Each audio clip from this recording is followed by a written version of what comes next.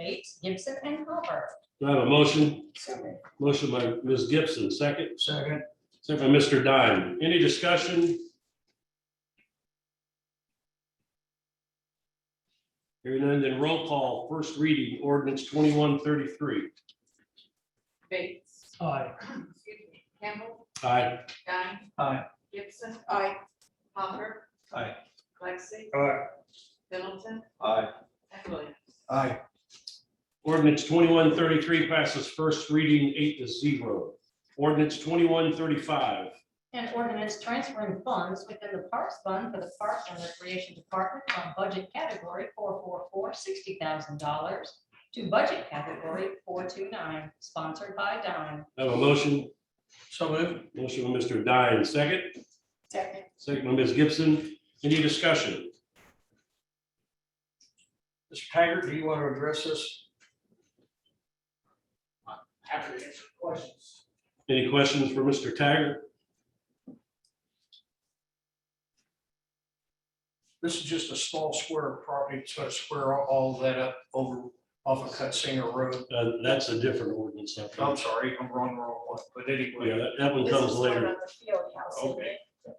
Is this just operations expenses? yes, Okay, I got too far ahead. yeah, that's all right. Any other discussion? Hearing none, in roll call, ordinance 2135. Campbell. Aye. Guy. Aye. Gibson. Aye. Hopper. Aye. Lexi. Aye. Middleton. Aye. Williams. Aye. And Bates. Aye. Ordinance 2135 passes first reading 8-0. There are none under second reading. New business, introductions of new ordinances and resolutions. Ordinance 2136. An ordinance for appropriations and tax rates for the 2022 budget year, sponsored by Campbell. You just want to wait and address this later or Yeah, I think we can do it all. all at the end? All right. Ordinance 2137. An ordinance fixing salaries of appointed officers and employees of the city of Greenwood, Indiana, and city utilities for the year 2022, sponsored by Campbell. Ordinance 2138. An ordinance fixing the salary of the city judge of the city of Greenwood, Indiana, for the year 2022, sponsored by Campbell.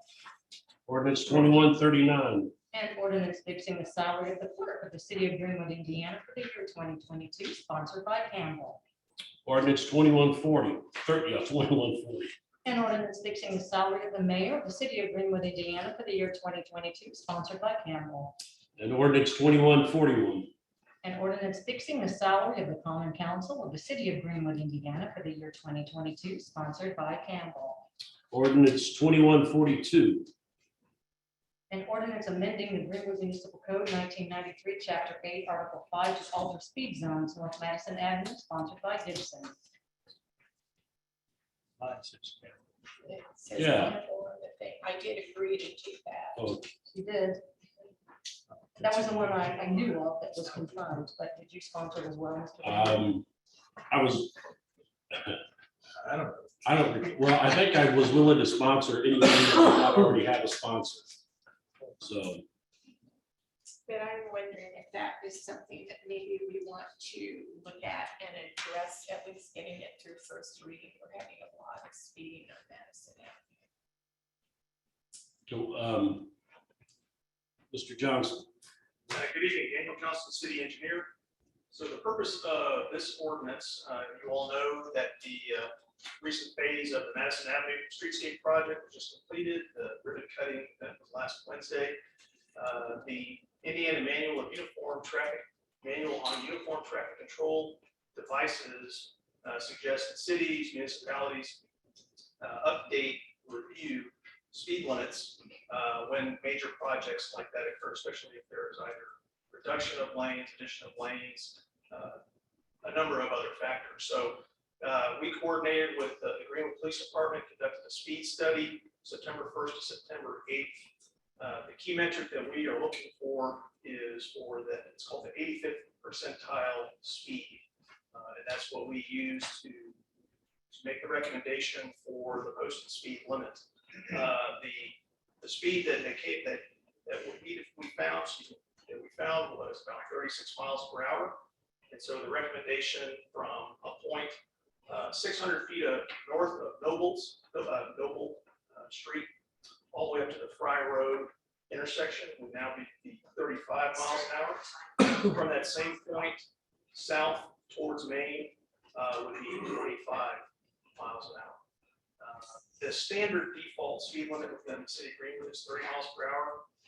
There's no requirement to do a speed study decreasing in a residential urban area from 30 miles an hour to 25, but that increase from 30 to 35 for that northern section is the reason we did the speed study. So that's the purpose of the ordinance, just to document those changes. Is the current speed limit 30? Officially, it is. The speed limit signs along Madison Avenue, they were put in place prior to the road opening. So the speed limit signs are facing to the east. And so traffic that's going northbound on Madison, they're not seeing any speed limit signs and they're putting their foot. The speed limit prior to the roadscape changes, was that not 40?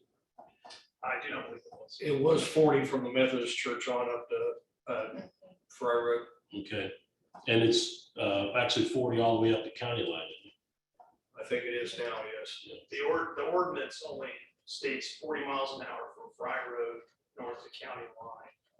There is no specific statement about Madison Avenue within the section of the ordinance that covers the 35 mile an hour speed limits. That was the reason for adding this text with this ordinance to the municipal code. Mr. President, I move that we suspend the board rules from this and recommend for first reading of this ordinance. Okay, we have a motion by Mr. Bates to suspend the rules on ordinance 2142 through first reading. Do I have a second? Second by Ms. Gibson.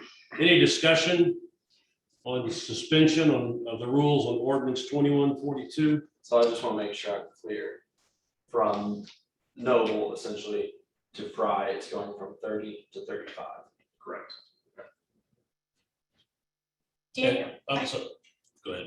I guess I have some, well, maybe if we get those signs turned around and people know, and that's not something for our street department to do. I think that comes under the contract of whoever installed the street signs, but we reported that immediately after the road was open.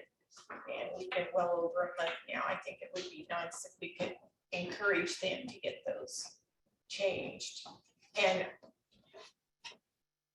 it would be fine to get it through first reading if the 35 mile an hour causes me concern, knowing the speed that cars are going through there. And there's a lot of walkers and dogs. And I mean, a lot of the people have voiced a concern that they're afraid a car is going to jump the curb. And to kind of that, We're on suspension. Can Yep. we hold discussion on the ordinance till after we vote on suspension? Any further discussion on suspension?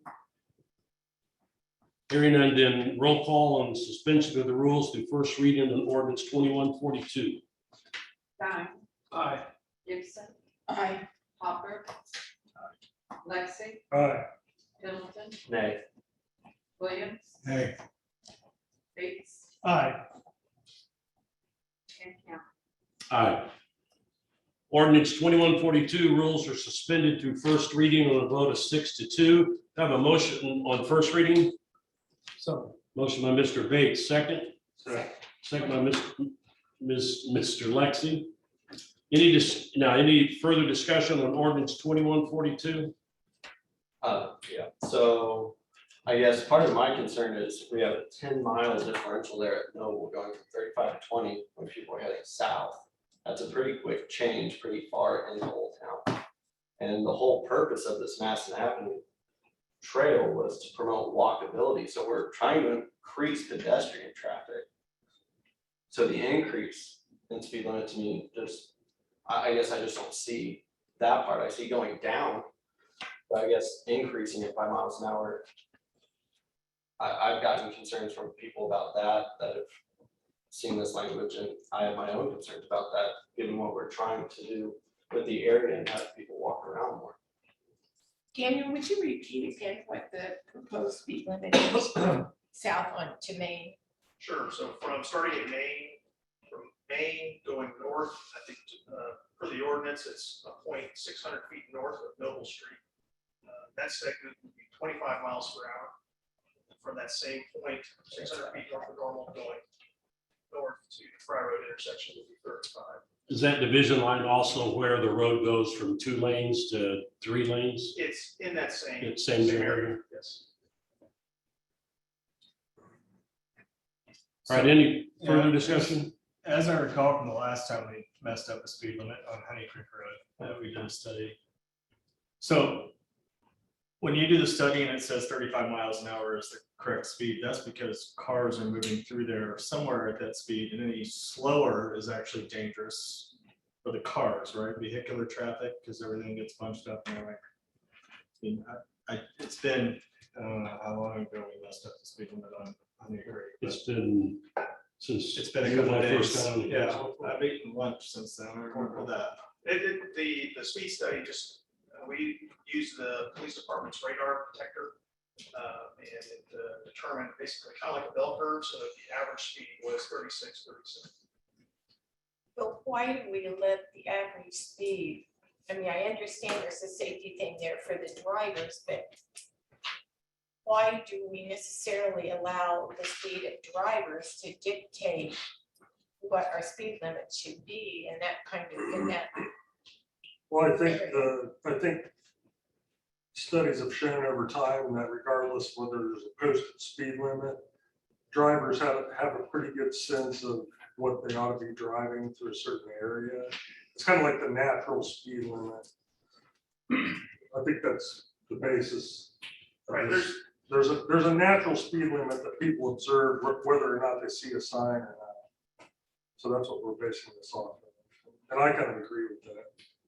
There's in the MUTCD, that manual, there are other factors that can be considered. You are making a determination on or having an ordinance on the speed limit. Just read them off. I mean, this isn't a completely inclusive list, but the road characteristics, that items like lane width, whether it's curved, not curved, there's a paved shoulder, general pace, that Mr. Lexi was talking about, the pace of the normal traffic, certainly the roadside development that Mr. Pendleton was referencing with the trail and residences, a lot of those factors, parking practices, pedestrian activity, and also crash experience, crash records. All of that can be considered when looking into identifying the speed limit. All right, any other questions? Yes. I just want to say that as you go north and the road widens out, that is a good indication that the speed's going to go up. But as you come south to Noble, it narrows down, so you automatically start slowing down. As you get further south around the Euclid area, you have the winery, La Trattoria, the flower shop, and there's a lot of pedestrian traffic at lunchtime, and then further on south. And any accidents that probably occurred that I've driven up on have either been around Broadway and Madison or Fry Road. So it's kind of the geography slows them down and then speeds them back up. So I think that would be a fair speed limit. And we have other areas, when I was working, that speed limits would drop 10 miles an hour. And, you know, that was just, you know, people knew that's the way it was, or it was assumed that. All right, any other discussion? Totally unrelated, but somewhat related because it's speed limits. So we set the speed limits, correct? And I know we've got a couple of roundabouts in Greenwood, and I don't recall ever setting the posted speed limits, which are 25 or 15, depending on what they are. Shouldn't we do that at some point with those? I believe that some of the newer roundabouts have yellow signs that say 15 miles an hour, which means it's a suggested, whereas some of the early ones have white signs that say it's actually a speed limit. I should probably codify those that way. I like the yellow sign that say Yeah. it's suggested. Well, my only thought is if there's an accident and we know somebody's going 30 miles an hour in there, it tears everything up. I want our police officers to be able to write that person a ticket for speeding. No. in addition to whatever other tickets they might be able to. Yeah, all right, let's, for another night. All right, any other discussion, further discussion on ordinance 2142?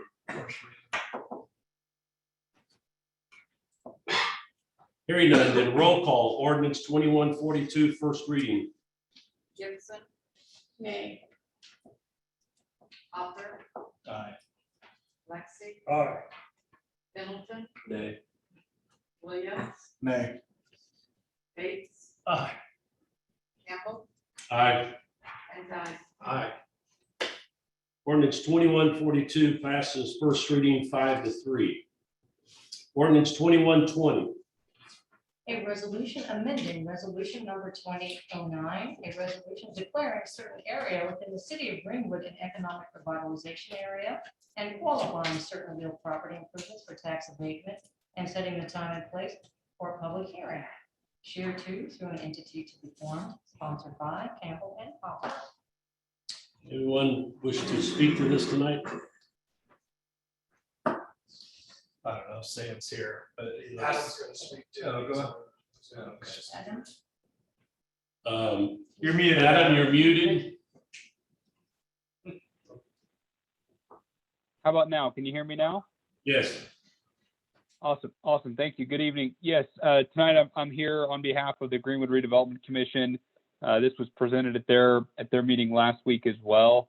The situation here, this is actually not necessarily a new abatement. This was one that was actually previously adopted by the Common Council. This is for a building in the South Point Business Center, this is specifically Building C. The original building as constructed was originally 12 million, contemplated around 33 total jobs and around 12 million in investment. The building has been constructed and they're in lease up. They're in conversations with a tenant that's looking to occupy about just shy of 42% of the total building. And that tenant is not interested in the abatement, and they're signing a five-year lease. So essentially, in order to effectively carve out that building, to kind of make whole for those tax savings, the tenant is preparing to kind of pay up kind of a lump sum pilot, if you will, to kind of buy out the abatement deduction savings for their use. The city's legal team has been in multiple conversations with both the owner of the building as well as the prospective tenant, and as such has revised their SB1 to account for the lower number of square footage, if you will, or part of the building that would be used still for compliance relative for the CF1 process. So the SB1 that's been amended revises the jobs down to around 19 jobs, and that's to take into consideration the 42% of the space that's going to be used for this other tenant. And upon approval of this, if it is approved, that tenant would be required to provide a check to the city in the amount that is effective their portion of the abatement savings over the first 5 years. And then if they renew for additional 5 years, they would owe a lump sum amount for the remainder five years. So this has been approved by the building owner and landlord, as well as the leasee and city legal. Obviously a little unique scenario where someone's wanting to buy out of their abatement. And that's why I'm here tonight, to do my best to answer any questions that you may have. And I apologize, I'm not at liberty yet to disclose the tenant, but I'm sure that would be made available fairly shortly, assuming this and their lease is executed. All right, any questions for Adam? So Sean, when would we be doing our public hearing at our next meeting then? You don't, on this, you do not have to have a public hearing to just amend their SB1. Okay. people, it says city retirement place for. Well, that's employees. because that's the actual title of the original abatement that you are Okay. amending. It's amending resolution 2009, which is the title of the resolution you're amending. Okay. Any other questions? Adam, I didn't ask Tuesday, but is the tenant's interest in moving in dependent upon us doing this? Yes. If I heard you, I think you said dependent. Yes. Yes, it's conditioned. They are not interested in coming to the space if it is, unless they can amend the abatement. So would Are it they in not a be hurry? advantageous for us to do this? Yes, it would. If Adam, if I understand this correctly, we have a Shear Group who owns a building and they got an abatement on the entire building. One of the tenants doesn't want to participate in the abatement. So the reduction in jobs is because that one tenant's jobs will not be included in the abatement. And that the tenant is going to pay their taxes right now in one lump sum for 5 years. Is that correct? That is all correct. With the only addition I would say is if they decide to renew for the remaining 5 years of their lease term as well as the abatement, they would owe an additional lump sum at that point, Mr. Campbell. All right, so their taxes are not being abated and they're going to pay those taxes currently for 5 years. That's correct. All right. Yes, sir. And they're All right, Second. we have a motion to suspend the rules through first reading by Mr. Hopper, second by Ms. Gibson. Any discussion on suspension? Hearing none, then roll call on suspension of the rules through first reading on resolution 2120. Hopper. Aye. Lexi. All right. Middleton. Aye. Williams.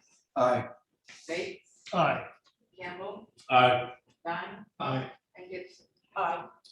Rules are suspended on resolution 2120 through first reading. Do I have a motion on first reading? Motion, Mr. Hopper, Second. second by Ms. Gibson.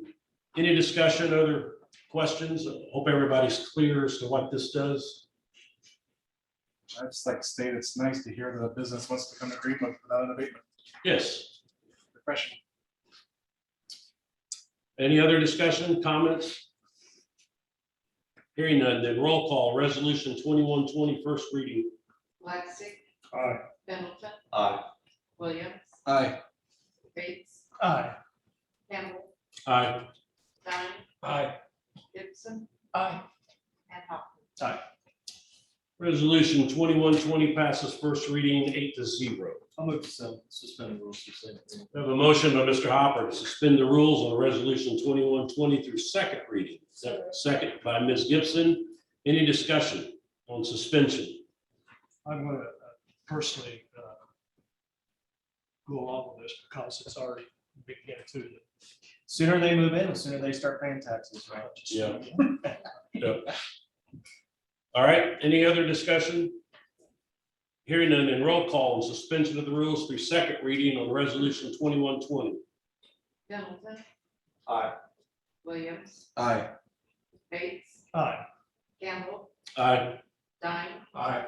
Gibson. Aye. Hopper. Aye. And Lexi. Aye. Resolution 2120 rules are suspended through second reading. Do I have a motion on second reading?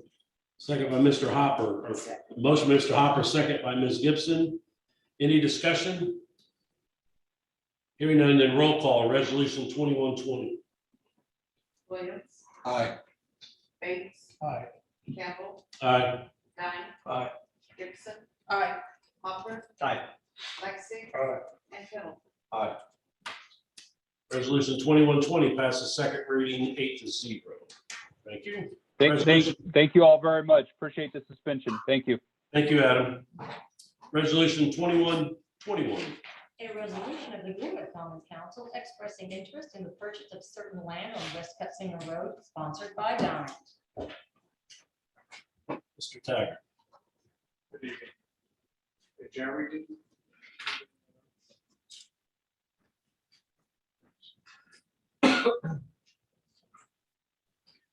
off of Cutsinger Road, there's a parcel that has sharing property boundaries on two of its sides, the north side and west side of Freedom Park.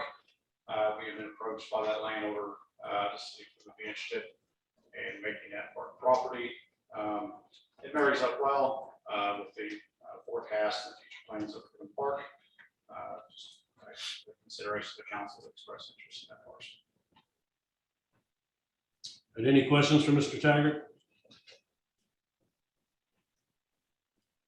If we move forward, typically this is where we go out and have two different bids, or not bids, but If we appraisals. presume the valuation of the property is over a certain amount, we have. Have you already gotten those? I thought I saw those Yeah.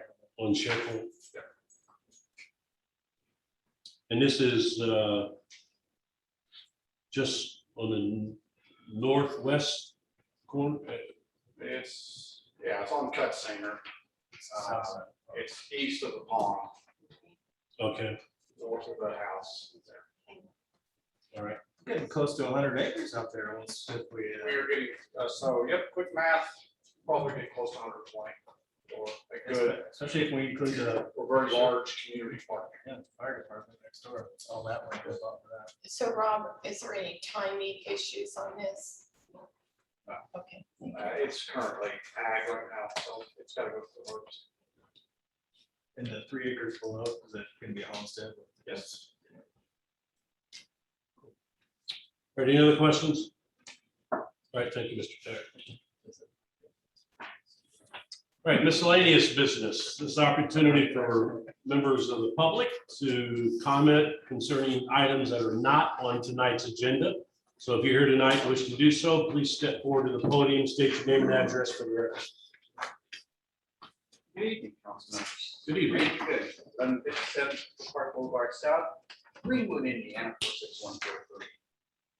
I just want to raise a couple concerns. You know, I've been in the city almost 20 years.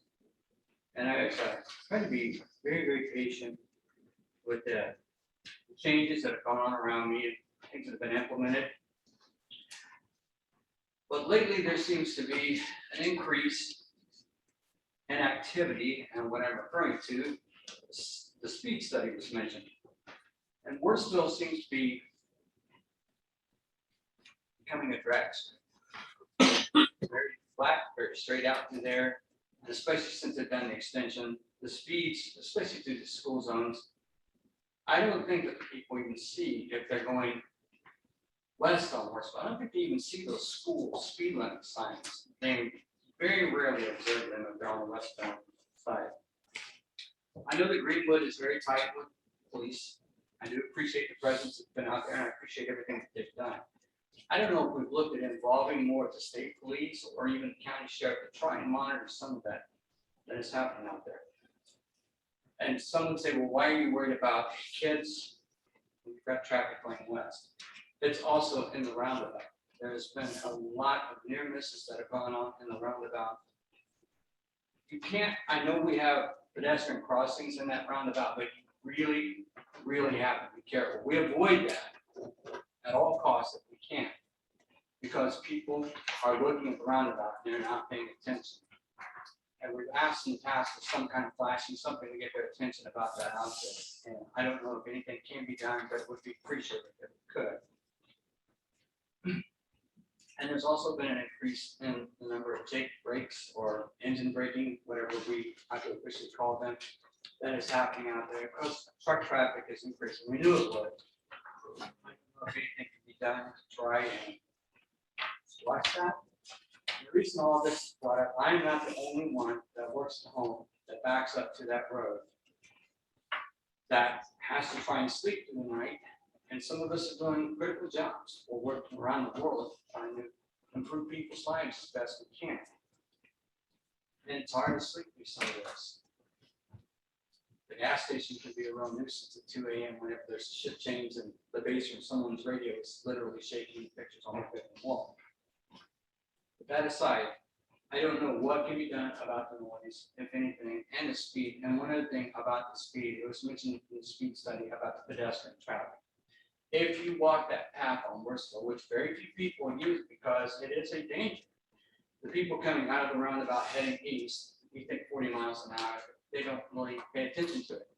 If you walk that path down Worsville and you pay attention, you will find that that path actually butts up to the road. in several different areas. There's nothing to keep a child from falling off of a bicycle into Worsville Road. There's no guardrails or anything out there.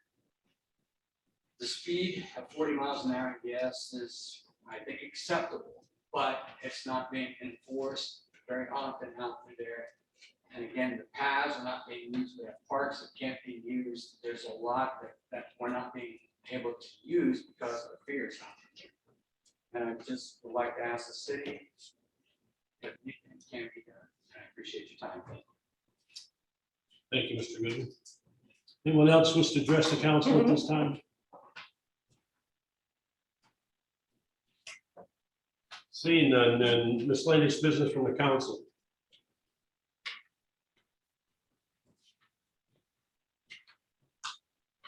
Hearing none.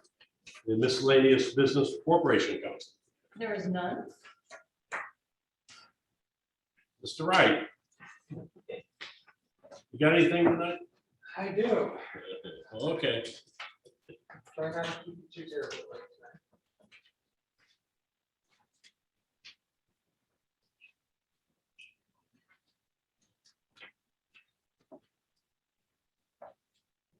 Okay, so for tonight's presentation, we'll start out with a focus on the capital budgeting.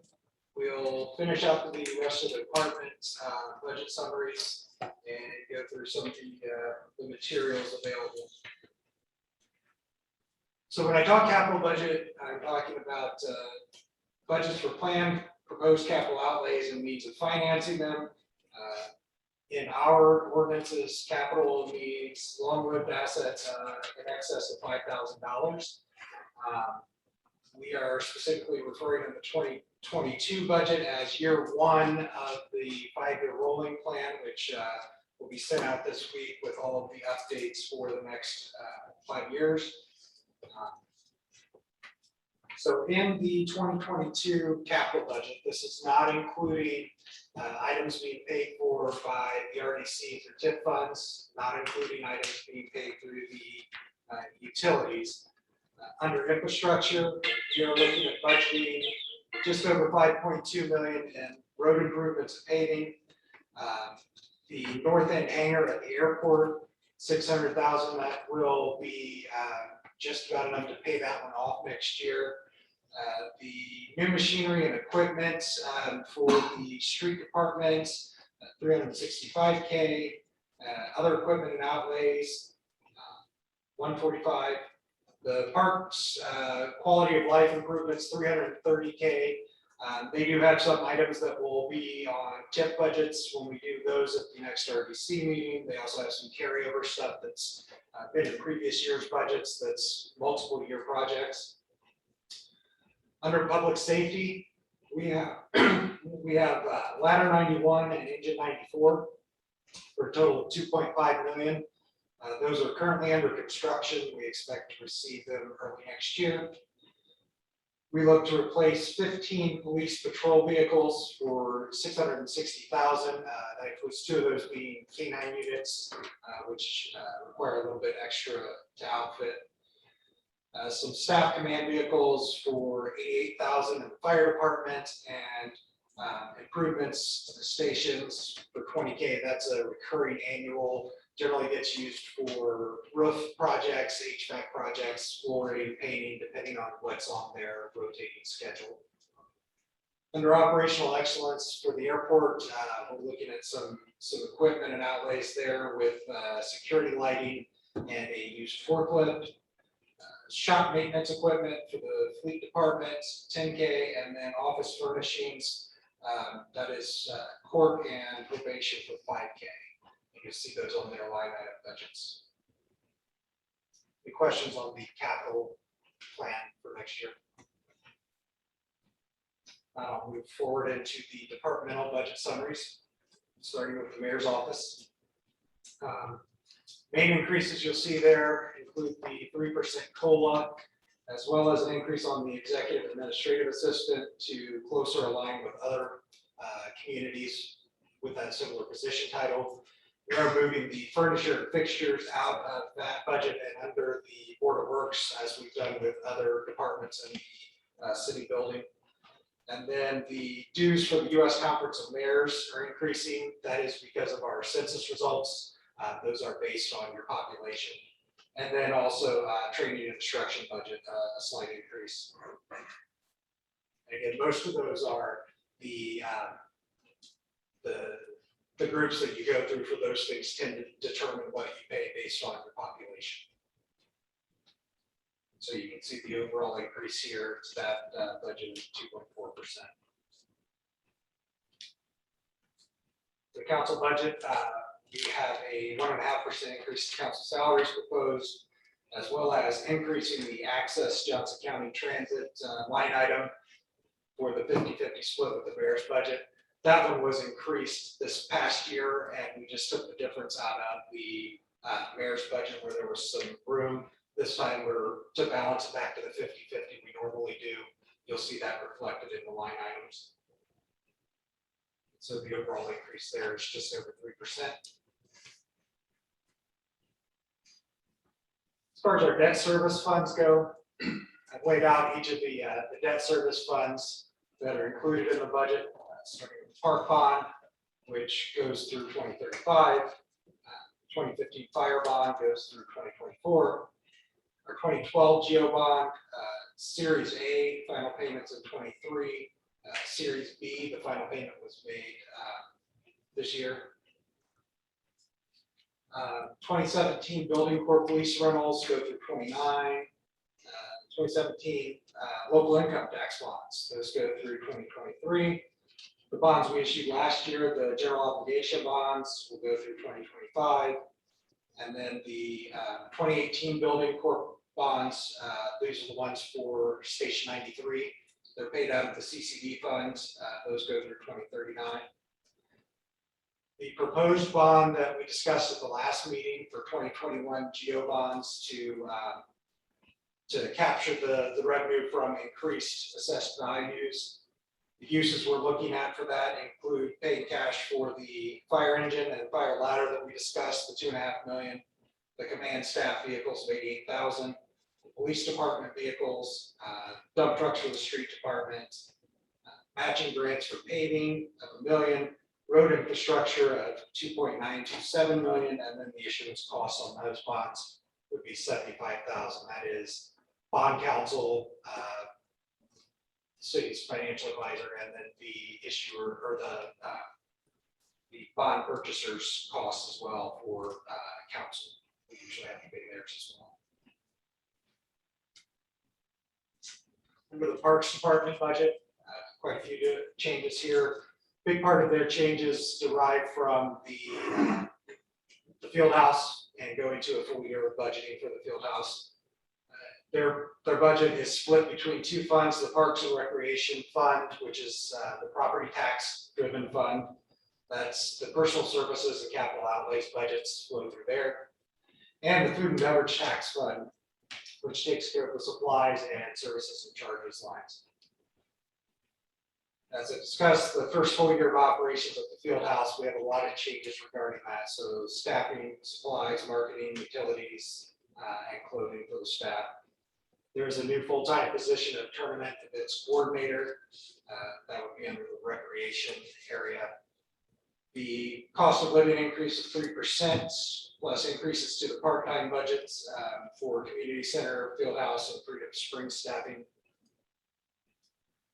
And supplies, our main drivers, gas and diesel, those are trending upwards, and we're basing it on the current usage, estimating $4 a gallon on gasoline and then $4.25 on diesel. For repair and maintenance supplies, those are based on what they're anticipated needing and then also the inflation they've seen on some of those supplies. So that can also include things like the lumber that the maintenance guys may need, or the next line talks about Freedom Springs, so they to keep the pools clean. The cost of all those have been trending upwards. In the other services and charges lines, there is the health insurance reimbursement. Obviously, that is increasing every year. It's our first full year of utilities at the field house. And then also a line item for startup costs for concerts to be held on the new event lawn. And so those, we anticipate that once we get those going, the S&R fund will generate enough to keep the event lawn concerts going. It's just the first year getting those things into place. So you can see the overall changes here for the parks budget. I have a question, Yes. if I can. The budget increase is almost $600,000. How much of that is driven by the food and beverage tax? So the supplies line and the other services and charges line are where we're funding things for food and beverage. So you've got about 200,000, 250,000 or so of that is food and beverage. The biggest piece of that is within the salaries line items, and that's where that's all right now under the current operating budget. All right, thank you. For fleet maintenance, we're looking at the 3% cost of living. We are shifting the bulk oil purchases out of the general fund and to sanitation. That is a function of the new DPW building. Pretty much we're running everything there through sanitation and then letting everyone pay them back for usage. So it's the same way we do fuel currently. We're going to do the bulk oil that way. We're going to do the other fluids that are used that way. You will see some increases for diagnostic software and for equipment repair and maintenance related to some of our older vehicles. So this is the overall picture on that one.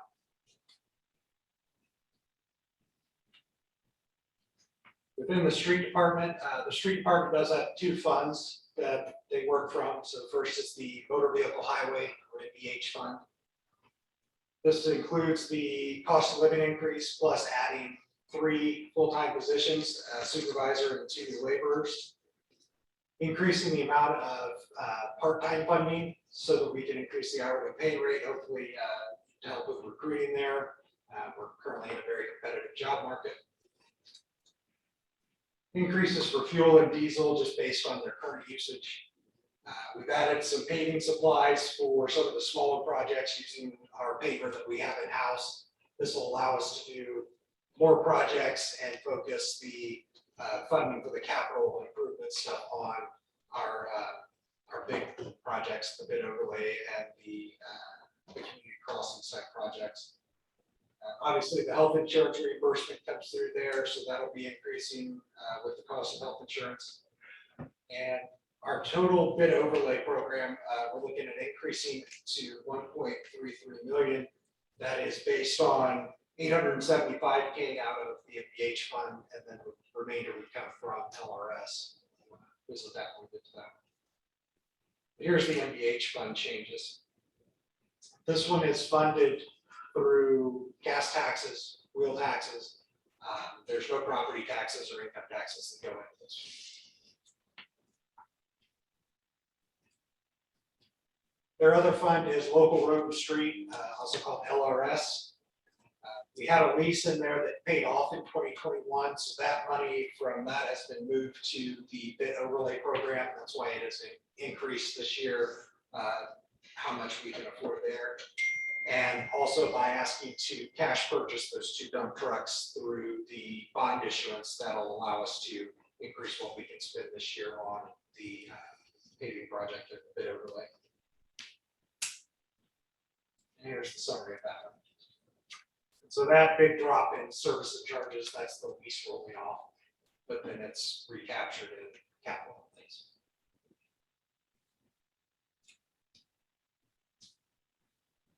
Community development services.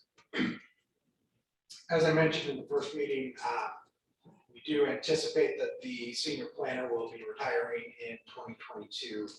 So we are requesting funding for an interim senior planner, try to get someone in who can download as much of that knowledge as possible before he retires so that we don't lose that institutional knowledge. We've got the 3% cost of living increase. There is an increase in the building inspector position to close the gap with the senior building inspector positions. This is based mainly on when we've done our prior COLA increases as a percentage, that gap has been growing from year to year. So we're trying to close that for that position, and we're adding some incentives also within the budget to increase the education and some of the certifications for those inspectors. So we've got a couple lines in there you'll see to try and incentivize that program as well. We do have a supplies increase for gasoline based on usage. Does have budgeting for updating the asset management plan. So this is a requirement. Every 2 years, we have to do this so that we can continue receiving the community crossings grants, which are a big deal for us in the paving. That's up to $1 million a year in paving that we want to maintain getting that grant. And then we've moved the city works maintenance costs from the general fund to the cumulative capital development fund. So you can see here the overall changes to the CDS budget.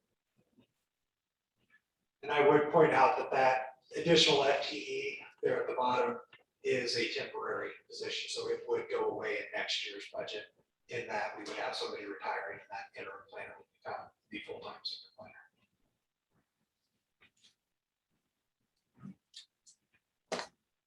All right, so the cumulative capital funds, we have 3 cumulative capital funds. The first one is the Cumulative Capital Development Fund. This one is what's known as any legal purpose fund. It is funded through a tax rate that is outside of the maximum levy. So this has, we've reduced the flex budget as we've increased some of the other lines to keep everything pretty level there. We did see a need for increasing the air cards for police and fire departments because of the additional staff we're adding. Traffic signal maintenance, we're getting more of those as we have more development. Those costs also tend to increase from year to year, so we are increasing that line item. The software maintenance for the finance software, we're looking at a couple of increases there from the vendors. We did shift the repayment to sanitation for purchase of the VFW building from one of the other CUCAP funds because this one did have some capacity. It also includes the $600,000 for the north hangar at the airport we discussed. We're keeping the flex budget for machinery and equipment there the same. Here's the summary of what that looks like. The next one is the Cumulative Capital Improvement Fund cigarette tax. So this one is, as the name suggests, funded by cigarette taxes. We did reduce the flex budget line in this one as well to shift some of the reimbursement for possibly purchasing the nature center from the stormwater department. This is something that has not been finalized yet, so if that is not done, if we don't use it for that, then that will revert back into the flex line. Here's the breakdown for that. This budget tends to remain about $120,000 a year because that's what we've been receiving in cigarette taxes for the last probably 8 years. I expect that will start to trend down some in the future unless there's a change at the state level to the amount of collections with the push to try and get people to stop smoking. That I would expect will start trending downward as far as receipts go. Finally, we have our Cumulative Capital Improvement Cumulative Rate Fund. This one is set as a rate. It is part of our maximum levy. We shifted $10,000 in repair maintenance supplies to the gun range repair maintenance budget. That was at the request of the police chief. We increased the IT software maintenance. There are a couple items that are paid once every 3 years that are hitting in this year's budget. Did move out those reimbursements as discussed. There's funding for new desktop and laptop leases. That is a recurring thing we do every year. We do a lease of so many. It's also a renewal of the agreement for our body cameras and tasers. That agreement does include new cameras and new tasers. It's a 6-year agreement, $129,300. And you can see how that one breaks down here.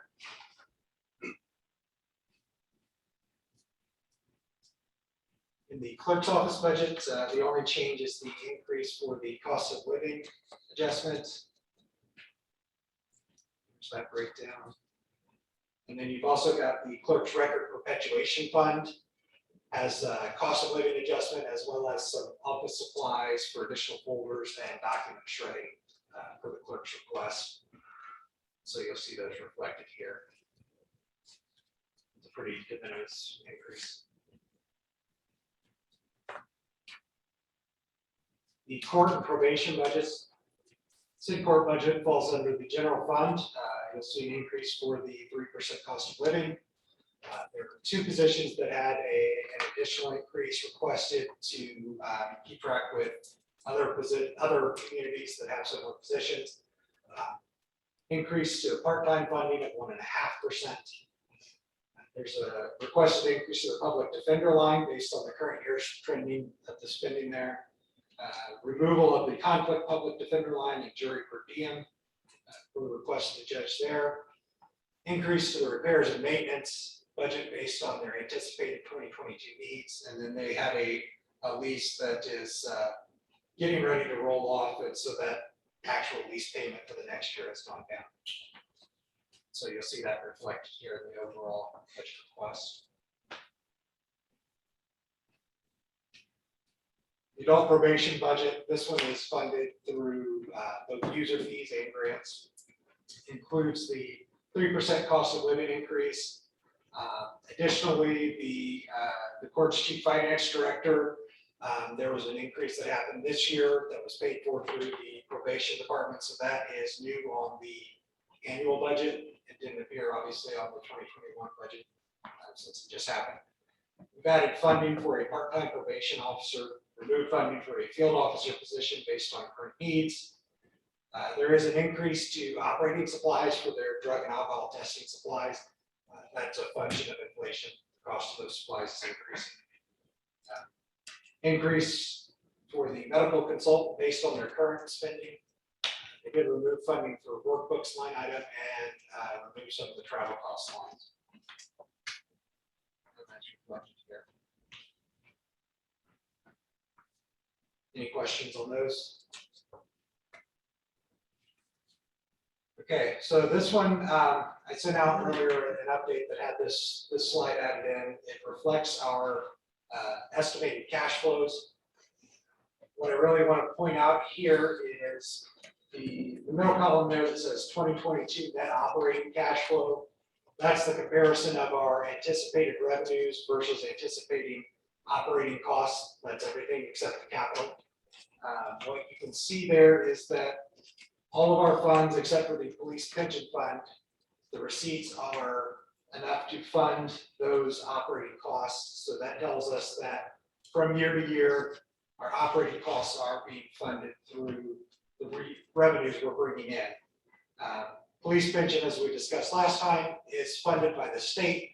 It follows a year behind, so we'll catch that difference up too. So it's technically balanced. It just takes a year to get there. From there, if you move to the 2022 capital budget estimate, those are one-time expenditures. So that's why if we're looking at a balanced budget, what we're really looking at is balancing our operating costs to our revenues, because the capital budget, we don't intend to spend that from year to year. It's use of our cash. We keep the cash on hand so that we can do that. And what you'll see here is that all of our funds, even where we're spending down some of the cash in that 2022 total net cash flow, where you see the red highlight, even though we're spending down some cash in those funds, we're still maintaining cash reserves in all of those funds that are fairly significant. The general fund, for instance, we're looking at cash reserves of almost 65%. The fire fund, about 38.4%.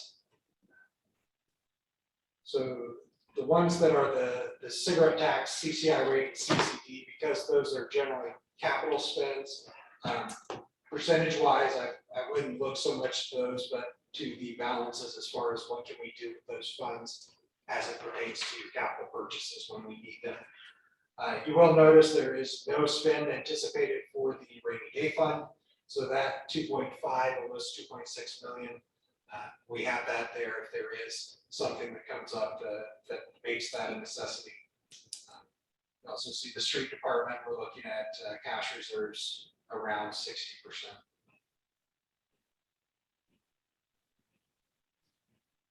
From there, these presentations represent the department summary. Provided you all with the line itemized detailed budgets. We have the salary ordinance and the budget work papers were sent out. Citizens budget, the executive budget summary, and the multi-year capital budget will be going out this week. Those need some refinement, but the executive budget summary will basically just be a few paragraphs on the anticipated changes. It's a summary of what we've gone through in these last two presentations. The citizens budget, we try to narrow that down to just a few very specific focused things. And then the multi-year capital budget, that's the 5-year rolling plan that I mentioned earlier. As far as next steps go, the next thing to happen will be posting the Form 3. This is the notice to taxpayers. Many years ago, we had to put this in the newspaper. Now it just has to be posted online. It has to be posted a minimum of 10 days before the public hearing, which is scheduled for our October 4th meeting. That's the first reading. Then after that, the next October meeting would be the second reading, as well as the time that the budget would be hopefully adopted. We would also look for adoption of salary ordinance at that time. After that, we have 5 days to submit the budget to the state through their gateway website. They are then statutorily required to provide us with a preliminary budget order no later than December 31st, which we then have 10 days to respond to if we wish to change any of the items that they propose, or if we wish to challenge any of their decisions. I can take any questions that anyone may have.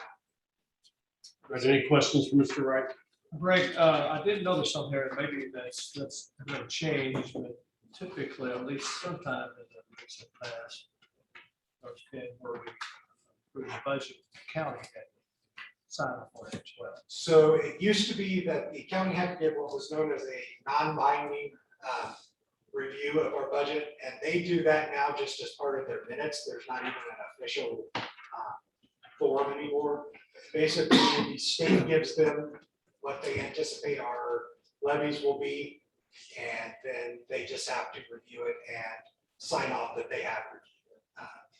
Some units, specifically libraries and like the solid waste district, those are required to have a binding review where the county does have the ability to tell them yay or nay to their budget proposal, but for ours, it's a non-binding review, just to prove that they've looked at what the levies are going to look like for next year for the county.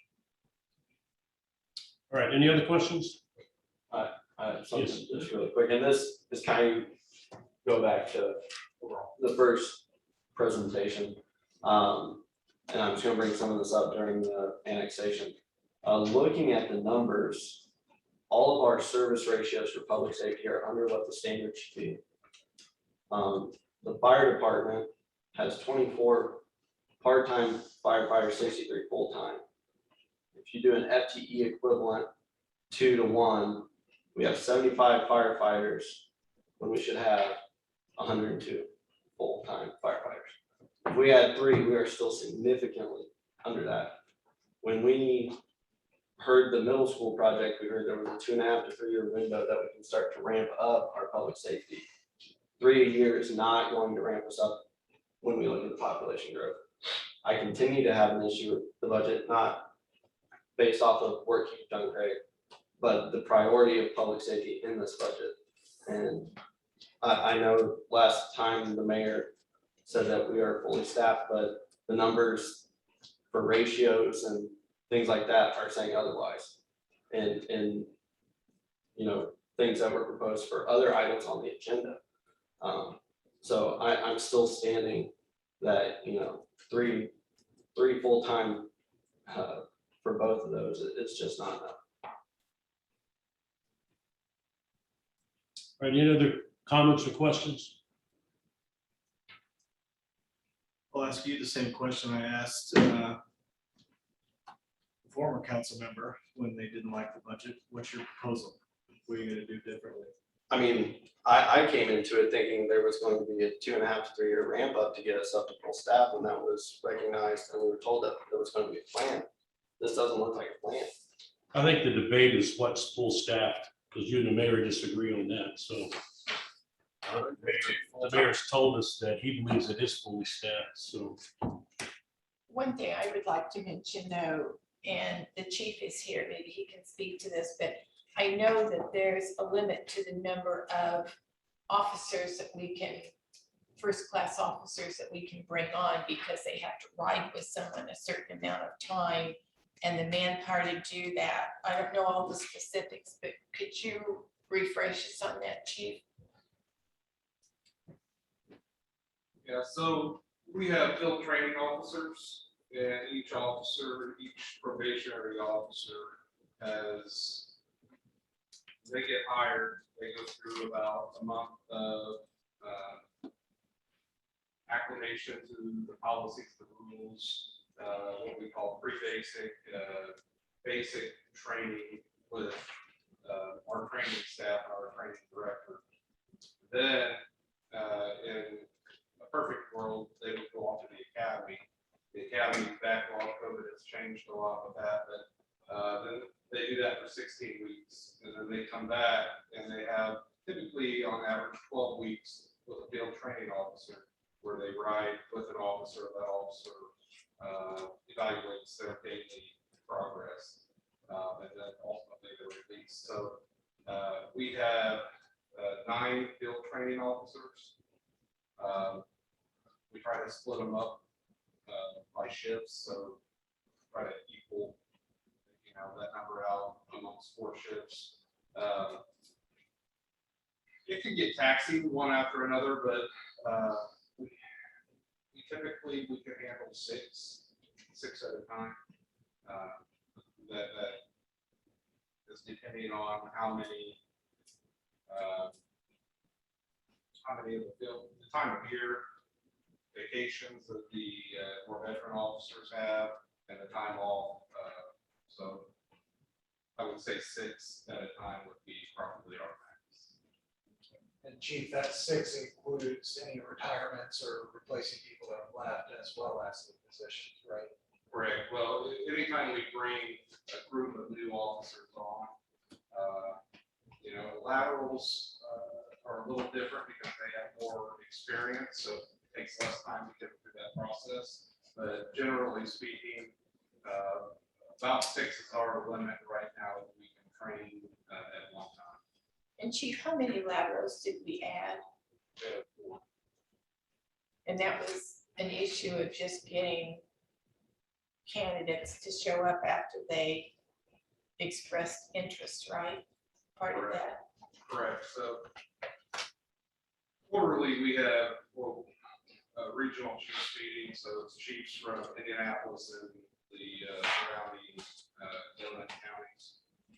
It's something that has been a hot topic of conversation for a lot of reasons. You have COVID, you have the push to defund the police, you have some high-profile cases that law enforcement officers are being prosecuted around the country. Call it what you will, those people who are applying and looking at it as a long career are getting fewer and fewer. We're seeing more younger people apply, and in the background interviews, they'll say, well, I plan on doing this for 3 years, and then I might want to do something in 2 years. So we'll play it by ear. The other thing is just, with qualified immunity being looked at hard by the legislation, I think people are just weighing the pros and cons of it. We're seeing a lot fewer applicants, and even more so, we're seeing those applicants who apply not show up for the testing once they do. And that's across the board. Typically, we would have 300 applicants in a process, and we would have probably 150 or 160 show up for the physical fitness test. This last process, we had 77 applicants and 38 showed up. districts had 300 applicants, 77 showed up. So it's a common problem that policing in general is facing across the country right now. Thank you. All right, any other questions for Greg? Thank you, Mr. Wright. Anything from the mayor's office? I have nothing. Mr. President, could we revert back down or back to the council remarks for just a moment? I've got a couple of questions for Daniel, if I might. Daniel, can you tell us the status of our road paving? How that's gone and if we're pretty much on track? And then can you also tell us if you know an estimated date for the school zone flashers?